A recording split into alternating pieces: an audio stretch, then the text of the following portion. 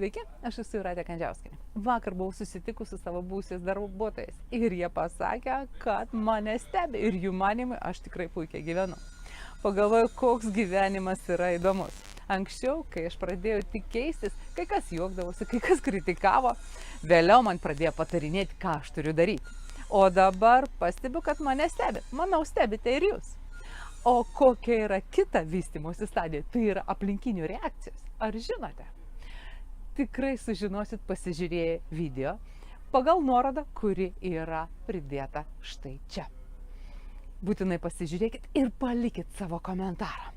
Ten yra dvi grafos prie Facebook arba prie Vkontakte, taigi palikit prie Facebooką. Žinoma, būtų kur kas geriau, jeigu tas komentaras būtų rusų kalba. Nes aš dabar dalyvauju čempionate rusų kalbos ir mano komanda yra platinovai čempionai.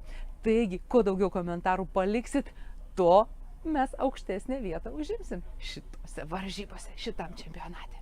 Taigi, ačiū Jums ir iki kitų susitikimų. Ate.